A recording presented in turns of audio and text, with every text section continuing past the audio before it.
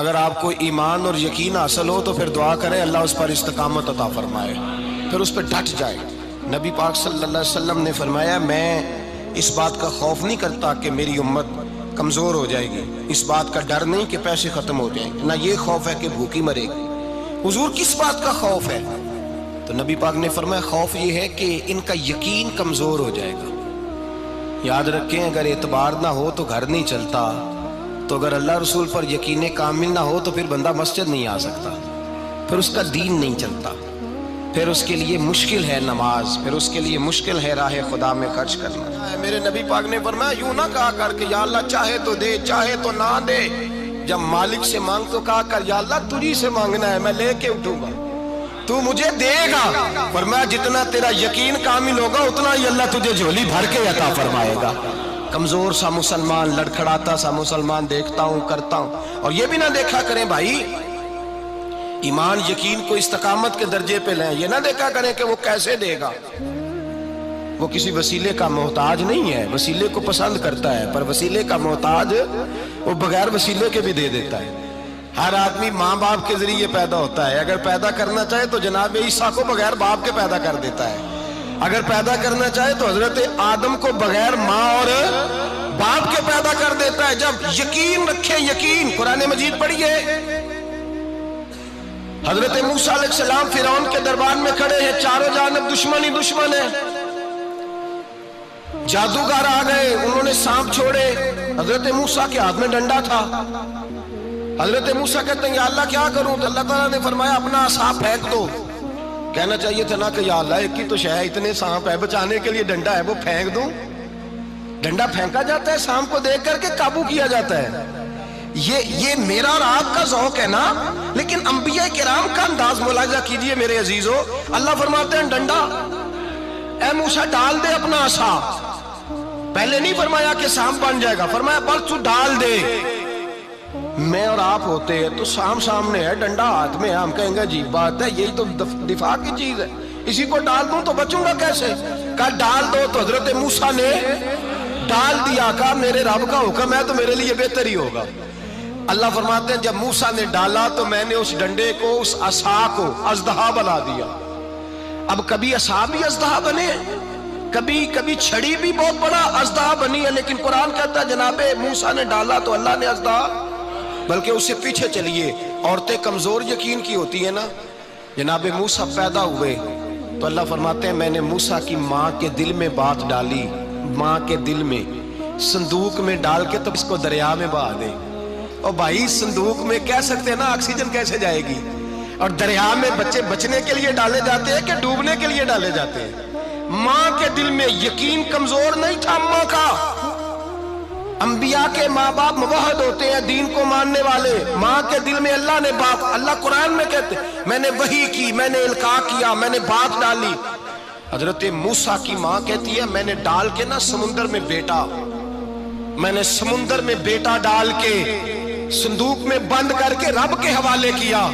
آپ فرماتے ہیں میرے مالک کا بھروسہ کیا تو پھر میرے مالک کا کام دیکھو، کمال دیکھو، میں نے دریا میں ڈالا، اللہ نے فرعون کے گھر میں میرے بیٹے کی پرورش کرا دی۔ یہ یقین کہ حضرت موسیٰ کے پاس قوم آئی، قرآن پڑھیے، کہا جناب پانی چاہیے، وَإِذِ اسْتَسْقَىٰ مُوسَىٰ لِقَوْمِهِ، موسیٰ نے اپنی قوم کے لیے پانی مانگا، ہم نے کہا فَانْفَجَرَتْ مِنْهُ اثْنَتَا عَشَرَةَ عَيْنًا، اپنا ڈنڈا پتھر پہ مارو۔ عقل والا آدمی ہوتا تو اڑ جاتا، کہتا یا اللہ پتھروں سے بھی کبھی پانی نکلا ہے؟ اضرب بعصاک الحجر، مارو پتھر پہ ڈنڈا۔ اللہ کے نبی نے منٹ نہیں لگایا، ٹھا کر کے ڈنڈا لگایا، فَانْفَجَرَتْ مِنْهُ اثْنَتَا عَشَرَةَ عَيْنًا۔ اللہ فرماتے ہیں جناب موسیٰ نے ایک عصا مارا، میں نے 12 چشمے جاری کر دیے۔ تو لے تو اللہ کرتا ہے، اللہ کہتا ہے پڑھ نماز روزی دوں گا، کہتا ہے سوچتا ہوں۔ اللہ فرماتا ہے آجا مسجد میں تیرا ہو جاؤں گا، کہتا ہے دیکھتا ہوں۔ رب فرماتا ہے تو میرے محبوب کی غلامی کر، میں تجھے محبوب بنا لوں گا۔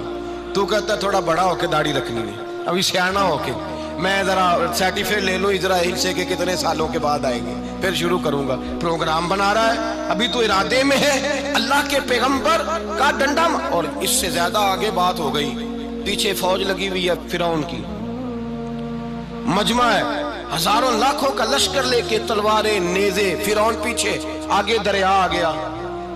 حضرت موسیٰ علیہ السلام کھڑے ہیں، اب کدھر جائیں؟ اللہ پاک نے فرمایا مارو ڈنڈا۔ کہاں؟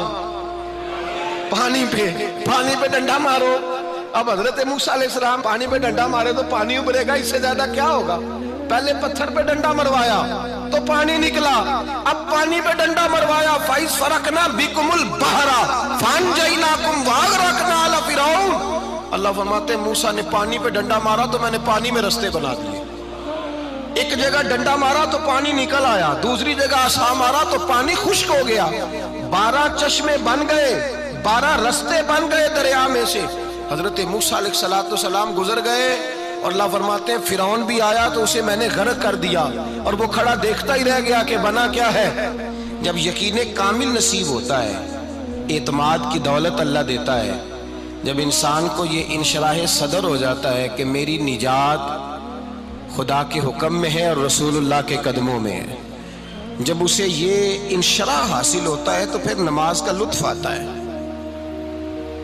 غور کیجئے کیا جملہ کہہ دیا میں نے۔ پھر اسے نماز کا پھر اسے نماز بوجھ نہیں، بلکہ نماز نہ پڑھے تو اس پر بوجھ ہوتا ہے۔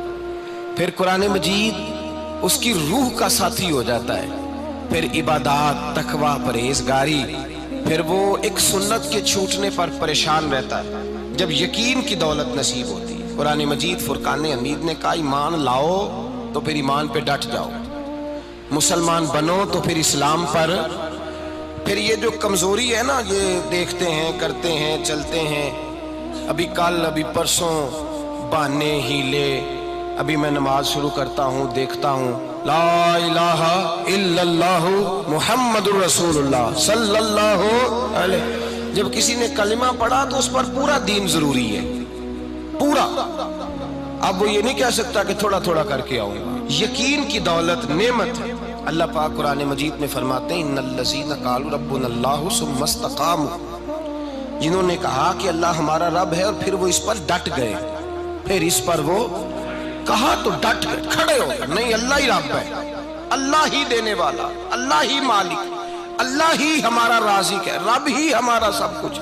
جب ڈٹ گئے تو فرمایا تتنزل علیہم الملائکہ، پھر میں ان کی مدد کے لیے آسمان سے فرشتوں کا نزول فرمایا کرتا ہوں۔ فرشتے کیا کہتے ہیں؟ اللہ تخافوا ولا تحزنوا، غم نہ کرنا، خوف نہ کھانا، وابشروا بالجنۃ التی کنتم توعدون، ہم تو تمہیں اللہ تبارک و تعالیٰ کی اس جنت کی خوشخبری دینے آئے ہیں جس کا رب نے تمہارے ساتھ وعدہ کیا ہوا ہے۔ پھر فرشتوں کا نزول ہوتا ہے، لیکن شرط کیا ہے کہ ایمان لائے، اور پھر ایمان پر پھر یہ نہ سوچے کہ وہ کس طرح دے گا، وہ کیسے عطا کرے گا، وہ میری مدد کس طرح کرے گا، نظام کیسے چلے۔ ڈٹ جائے کہے میرے اللہ کا حکم ہے تو میں نے حلال ہی کھانا ہے، میرے رب کا حکم ہے تو میں نے تھوڑے پہ گزارا کرنا ہے، میرے مالک کا حکم ہے تو میں نے اپنی جیب دیکھنی یا دوسرے کی نہیں دیکھنی، میرے رب کا حکم ہے تو میں نے اس کی اطاعت میں رہنا۔ جب ڈٹ جائے گا اللہ کے احکامات پر، جب ڈٹ جائے گا تو اللہ فرماتا ہے پھر میں تیری مدد کے لیے فرشتوں کا نزول کروں گا۔ نبی پاک صلی اللہ علیہ وسلم نے فرمایا 2 دولتیں اگر کسی کو اللہ دے دے تو سمجھے اللہ نے اسے دنیا کی سب سے زیادہ دولت عطا فرما دی۔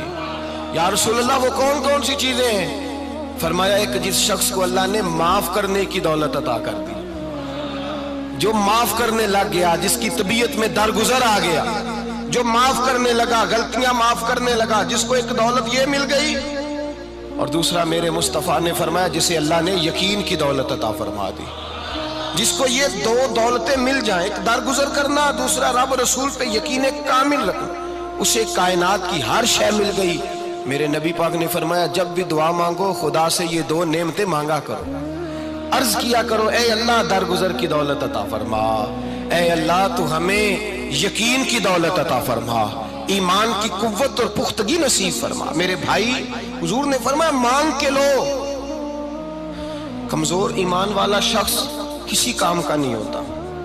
جس آدمی کے ذہن میں شک کا بیج ایک دفعہ جنم لیتا ہے وہ آدمی تو غلام سے بدتر ہے، بے کیف سجدہ، روٹھی روٹھی سی عبادت، اس کی زندگی کیفیات سے خالی ہے۔ جس شخص کو پتہ چل جائے نا لوگ میرے مخالف ہیں، اس کا تو سجن رہتا ہی کوئی نہیں۔ اصل بات یہ ہوتی ہے کہ یہاں سوچ بیٹھا ہے کہ دنیا میرے خلاف ہے، مخالفت یہاں بیٹھ گئی ہے، دو بندے باتیں کر رہے ہیں تو پریشان ہے، میرے خلاف ہی لگے ہوئے ہیں، میری ہی بات ہو رہی ہے، کیونکہ اصل تکلیف کہاں ہے؟ اور اگر یہاں یقین کامل ہو گیا نا کہ سارے مجھ سے پیار ہی کرتے ہیں، تو پھر دو بندوں کو بات کرتا دیکھیں گے تو یہی سوچے گا میری تعریفیں کر رہے ہیں۔